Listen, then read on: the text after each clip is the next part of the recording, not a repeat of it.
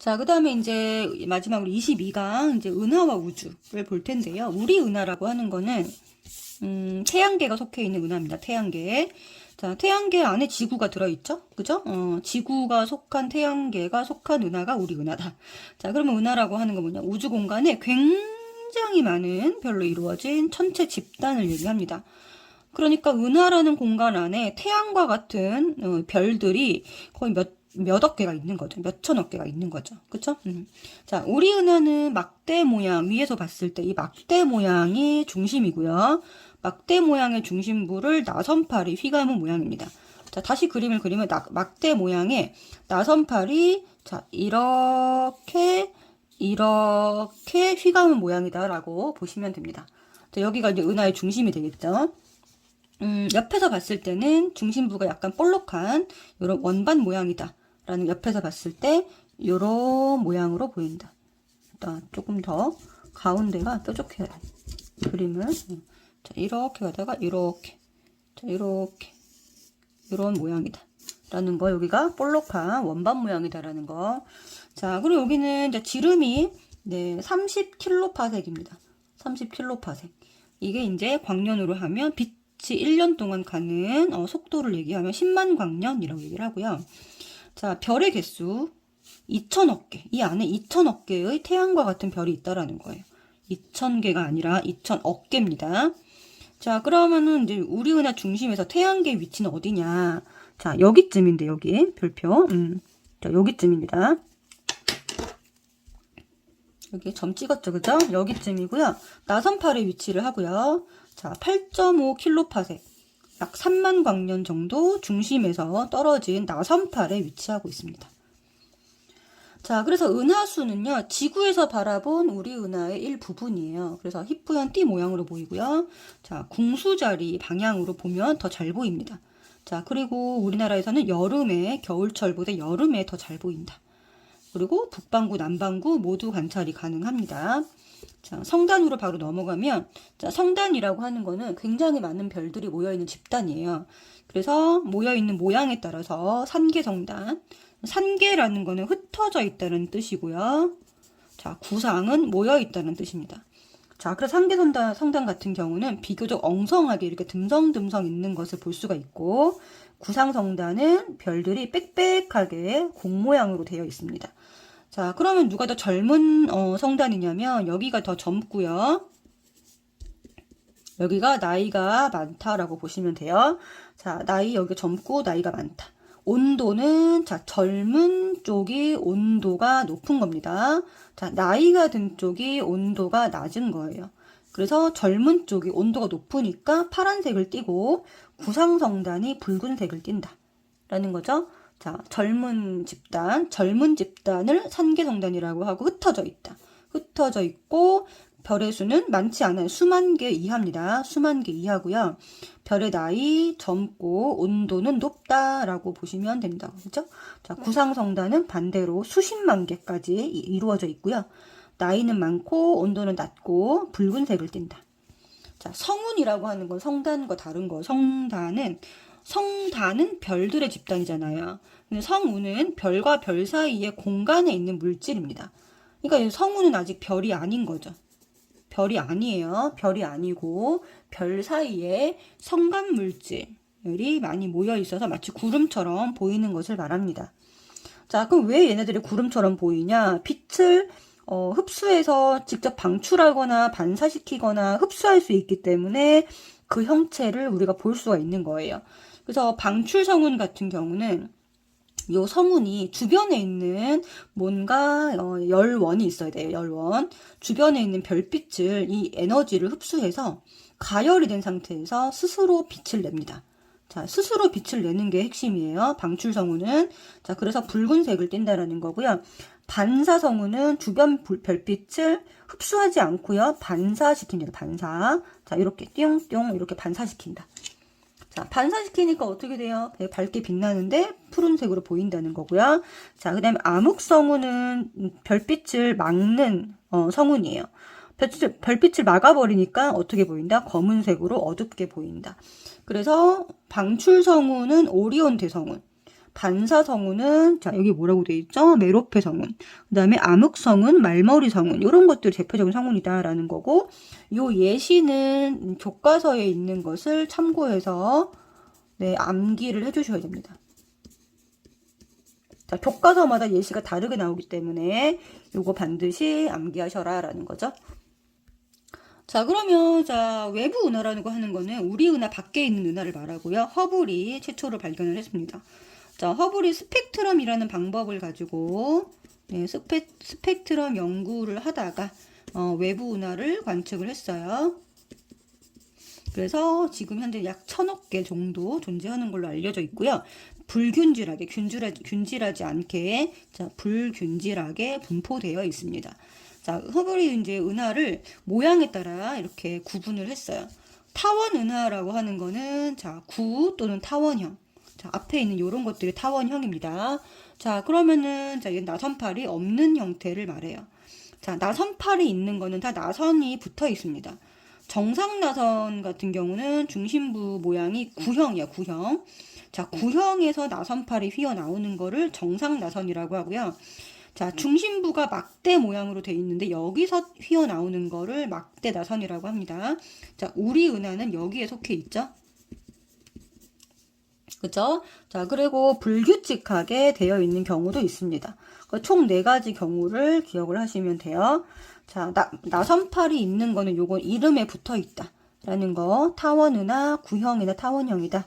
불규칙은 규칙적이지 않다. 이렇게 기억하시면 됩니다. 자, 그러면 허블은 이 외부 은하를 관측을 하다가 우주가 팽창하고 있다는 것을 알아내게 됩니다. 자, 어떤 방법으로 알았냐면, 자, 허블이 관측하고 있던 스펙트럼이라는 것이 있어요. 스펙트럼이 있는데, 자, 여기서 이제 적색편이라고 하는 현상을 우리가 관측을 했습니다. 자, 적색편이라고 하는 거는 무언가 공간이 커질 때, 증가할 때 발견되는 현상이거든요. 자, 그렇기 때문에 외부 은하가 우리 은하로부터 서로 멀어지고 있다는 것을 알아냈고요. 자, 멀어지고 있는데 이제 외부 은하들 중에 더 멀리 있는 은하가 더 빨리 멀어진다라는 것을 밝혀내게 된 거예요. 자, 그래서 멀어지기만 하면 그냥 은하 자체가 이동한다라고 볼 수도 있잖아요. 근데 얘가 어떤 규칙성을 가지고 자, 여기가 여기 속도고요. 여기가 은하까지의 거리입니다. 자, 근데 이거를 갖다가 전부 다 규칙적으로 이제 점을 찍어 봤더니 이렇게 일정하게 이렇게 점이 찍히더라는 거예요. 연결을 시키면 자, 멀리 있는 은하가 더 빨리 멀어지더라. 속도가 빠르더라. 자, 이거는 자, 은하들이 각각이 멀어진다라고 보기에는 좀 이상한 결과였어요. 그래서 멀리 있는 은하가 더 빨리 멀어진다라는 거는 뭐의 증거다? 공간이 팽창하고 있다는 증거입니다. 알겠죠? 자, 처음에 아까 적색편이 얘기했잖아요. 얘가 공간이 멀어지고 있는 게 아니고, 은하가, 잠깐만요. 적색편이는 은하가 멀어지고 있다는 증거가 되고, 자, 은하가 멀어지고 있다는 증거가 되고, 여기서 이제 멀리 있는 은하가 더 빨리 멀어진다. 라는 거를 통해서 공간이 팽창하고 있다는 여기서 알아낸 거죠. 이렇게. 예. 자, 그러면 우주 팽창의 중심은 있다, 없다? 없다. 없다. 왜냐하면 특별한 중심 없이 모든 방향으로 균일하게 팽창되고 있습니다. 자, 은하가 서로 간에 멀어지기 때문에 어떤 중심이 있을 수 없다라는 거예요. 중심은 알 수가 없다라는 것까지 기억하시고 그러면은 이 결과를 가지고 네, 빅뱅 우주론이 나왔죠. 그래서 우주가 이런 식으로 공간이 이렇게 팽창을 하려면 이거 다시 줄여보면 어떻게 된다? 자, 하나의 점에서 출발한다라는 겁니다. 자, 138억 년 전, 여기 이제 현재고 과거가 138억 년 전에 한 점에서 대폭발을 했다라는 거예요. 자, 근데 이 점의 특성이 매우 뜨겁고 밀도가 큰. 자, 요 한 점에서 대폭발을 해서 이 에너지를 가지고 계속 팽창하고 있다라는 겁니다. 그죠? 현재도 계속 팽창 중이다. 그리고 이 대폭발 이후 우주의 온도는 계속 내려가고 있고요. 질량은 똑같아요. 처음 만들어진 물질 그대로 가고 있고 밀도는 점점 공간은 커지고 질량은 똑같으니까 네, 감소하고 있다라고 보시면 됩니다. 자, 그러면은 우리가 우주 탐사를 이제 계속 이제 지속적으로 하고 있죠. 우주 탐사 역사를 보면은 거의 1950년대부터 시작이 됐는데, 자, 이 우주 탐사의 목적과 의의. 자, 첫 번째 목적은요. 우주에 대한 이해의 폭을 넓히고 이 우주 생명체에 대한 연구 또는 자원을 탐사하기 위한 것이 큽니다. 자, 우주 탐사의 의의. 지구 환경에 대해서 어떻게 된다? 지구는 우주에서 왔잖아요. 그쵸? 우주의 파편이 지구인데, 지구 환경에 대해서 이해를 하고, 생명에 대해서, 생명의 근원에 대해서 이해를 하고, 첨단 기술, 우주 탐사를 통한 첨단 기술을 생활 속에 활용할 수 있다라는 것들이 의의가 되겠습니다. 자, 그러면 우주 탐사 장비를 좀 나눠볼 텐데요. 인공위성이라고 하는 거는 어떤 천체, 지구나 뭐 아니 목성 이런 천체 주위를 일정한 궤도를 따라서 공전하는 장치입니다. 자, 빙글빙글 도는 거예요. 얘가. 자, 그래서 기상 관측이나 아니면은 자, 날씨, 기상 관측, 군사 목적, 다양한 목적으로 발사가 되고요. 자, 우주 망원경도 어디에 해당된다? 네, 인공위성에 해당이 됩니다. 그래서 얘가 어떻게 된다? 네, 정속 주행을 하면서 돌고 있어요. 자, 이 허블 우주 망원경. 자, 얘가 1990년대 발사가 돼서 지금도 쓰이고 있고요. 작년에 발사가 된 것이 있습니다. 이거 제임스 웹 우주 망원경이라는 것이 작년 크리스마스 날 발사가 됐죠. 여기서 이제 이렇게 세대가 넘어갔다라고 보시면 되고, 우주 망원경도 인공위성의 일종이다라고 보시면 됩니다. 자, 그 다음에 우주 탐사선. 자, 요거는 천체 탐사를 위해서 하는 거예요. 쏘아 올리는 거고요. 천체를 이제 쭉 가다가 그 천체를 만나서, 어떻게 된다? 여기에 이제 돌거나, 자, 천체 표면에 착륙해서 탐사하는 경우들이 있습니다. 자, 그 다음에 이제 우주 정거장을 보면은 우주에 머무르면서, 자, 이게 정지해 있는 거예요. 우주에 머무르면서 임무 수행을 하도 만든 구조물을 말하고요. 여러 가지 이제 실험을 하거나 우주 환경을 연구하는 역할을 합니다. 자, 전파 망원경은요, 지상에 설치한 거예요. 지상에 설치를 해서 천체가 방출하는 전파를 관측하기 위한 장치입니다. 자, 그래서 인공위성, 우주탐사선, 정거장, 전파 망원경까지 탐사 장비를 알아봤고요. 자, 역사를 한번 보겠습니다. 일단 제일 최초로 발사된 것은 스푸트니크 1호예요. 얘는 이제 구소련에서 발사가 됐고 50년대 때 최초의 인공위성이다라고 아시면 되고, 최초로 이제 외부 천체에 지구가 아닌 다른 천체에 착륙한 얘는 바로 60년대에 미국에서 발사한 아폴로 11호입니다. 자, 달에 착륙했죠. 그죠? 굉장히 위대한 사건이고요. 그 이후로 미국은 이 우주 탐사에 굉장히 열을 올려서 70년대 때는 보이저 1호, 보이저 2호를 연달아 발사를 시키는데, 보이저 1호 같은 경우는 태양계 탐사를 위해서 발사가 됐고요. 보이저 2호는 목성형 행성을 탐사하기 위해서 이것이 이제 발사가 됐습니다. 자, 보이저 2호 같은 경우는 1989년도에 해왕성을 통과해서 지금은 자, 해왕성 그 바깥 영역을 항해를 하고 있습니다. 자, 그다음 1990년대 이후로는요. 굉장히 많은 사건이 있었고요. 허블 우주망원경. 자, 1990년을 시작을 알리는 사건이고, 현재까지도 이용이 되고 있다 그랬죠? 자, 이 망원경 이후로는, 네, 제임스 웹. 우주 망원경이 발사가 됐습니다. 요것도 여기에 이제 추가를 해주세요. 2021년이에요. 네, 2021년. 자, 뉴 호라이즌호. 자, 뉴 호라이즌호. 여기 이거는 뭐냐면, 명왕성 탐사입니다. 자, 이거 이름 좀 기억해 주시고요. 가끔 물어봐요, 이거를. 자, 뉴 호라이즌스 호. 이름이 좀 어렵죠? 뉴 호라이즌스 호고 명왕성입니다. 자, 2015년에 명왕성을 통과했어요. 2015년에 이미 통과를 했고, 이게 목적을 달성한 거죠. 자, 준호호. 준호호는 목성 탐사입니다. 자, 목성 탐사 2016년에 목성에 도착해서 궤도 공전하고 있습니다. 자, 그 다음에 큐리오시티, 유명한 애죠, 그쵸? 이 로봇 되게 귀여운 로봇인데, 자, 2011년도에 발사해서 2012년에 화성 착륙해서 아직까지도 임무를 수행하고 있습니다. 자, 큐리오시티, 화성 탐사 로봇이에요, 이거는.